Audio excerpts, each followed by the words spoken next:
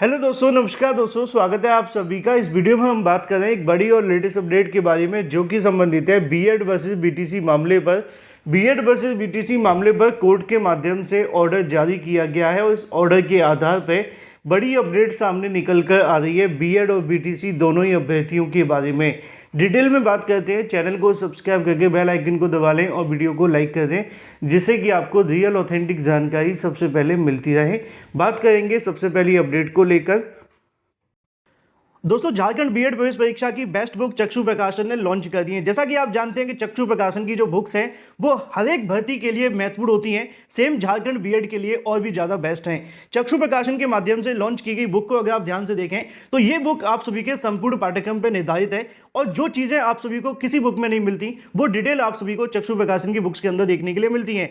ये study guide आप सभी के लिए आती है सामान्य हिंदी शिक्षक अभियोग्यता, इसके अलावा जनरल इंग्लिश और तार्किक योग्यता के साथ में 2000 से ज़्यादा महत्वपूर्ण क्वेश्चन और 3 सॉल्व पेपर भी आपको देखने के लिए मिलते हैं, जैसा कि आप लोग अपनी स्क्रीन पर देख सकते हैं। इस बुक में आप सभी को मोस्ट एक्सपेक्टेड क्वेश्चंस के साथ में उन क्वेश्चन की सही और सटीक उत्तरमाला, साथ ही व्याख्यात्मक हल के देखने के लिए मिलती है। इस बुक को आप अमेजॉन या फ्लिपकार्ट से परचेज कर सकते हैं या फिर अपने नज़दीकी स्टोर से। अपनी बेस्ट प्रिपरेशन करने के लिए आज ही परचेज करें चक्षु प्रकाशन की बीएड प्रवेश परीक्षा की बेस्ट बुक। लिंक वीडियो की डिस्क्रिप्शन में है। सबसे पहले बात कर लेते हैं नए कोर्ट ऑर्डर के बारे में जो कि यहाँ पे जारी किया गया है। नए कोर्ट ऑर्डर के अंदर क्या जानकारी दी गई है और साथ ही साथ जज ने यहाँ पे जो बीएड के लिए 2 योग्यताएं तय की हैं उसको लेकर पहले बात कर लेते हैं। उसके बाद हम बात करेंगे बीएड के लिए प्राथमिक के रास्ते के बारे में और सरकार को दिए गए निर्देश के बारे में। सबसे पहले बात ऑर्डर को लेकर करेंगे, क्योंकि बहुत सारे अभ्यर्थियों के माध्यम से लगातार कमेंट किए जाते हैं कि सर मामला क्या चल रहा है, किसकी जीत हो रही है, बीएड को लेकर हो या बीटीसी के बारे में हो। हालांकि मैं हमेशा कहता हूं कि इसमें जीत और हार नहीं है, ये एक भविष्य है आप लोगों का, चाहे आप बीएड हो या बीटीसी हो, क्योंकि आप लोगों के भविष्य के साथ जो खिलवाड़ सरकार ने किया है अब उस पर सुप्रीम कोर्ट और हाई कोर्ट की तरफ से दिए जाने वाले आदेश आपके भविष्य को तय करेंगे। तो यहाँ पे हार जीत का मामला नहीं है, लेकिन अभ्यर्थी कमेंट करते हैं, मैं उसकी बात कर रहा हूँ।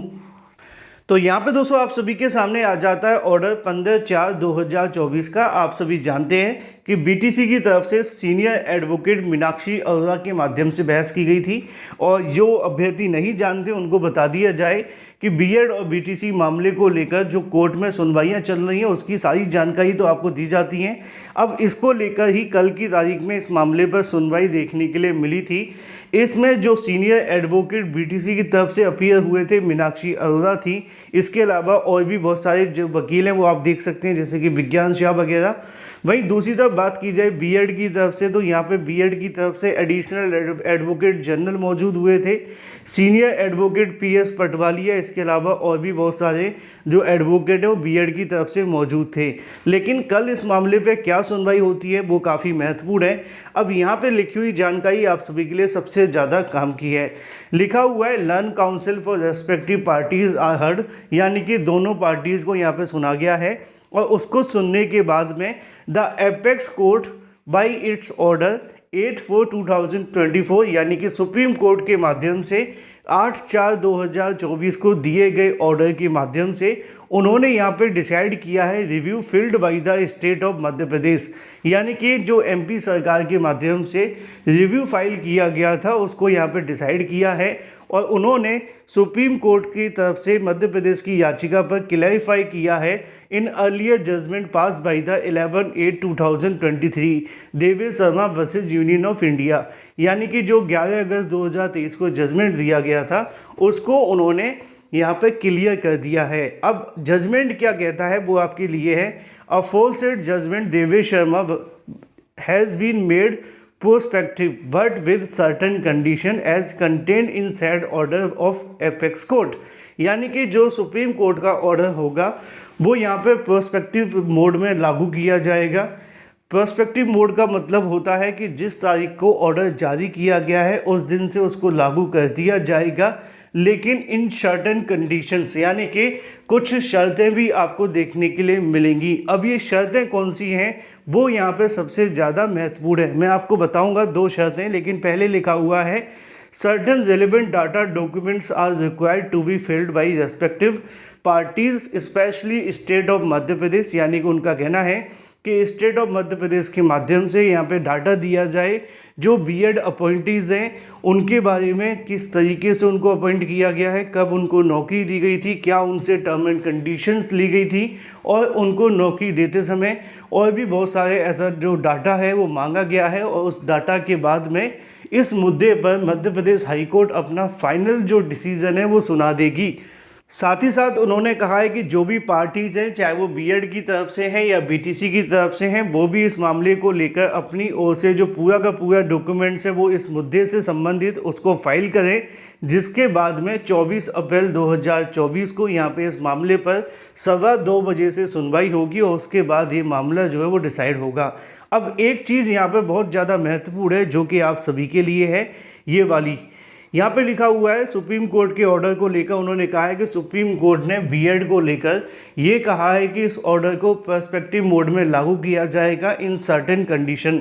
जज ने अपनी लाइव सुनवाई के बीच में बताया था कि जज ने यहाँ पे कहा कि 2 योग्यताएं सुप्रीम कोर्ट के माध्यम से तय की गई हैं।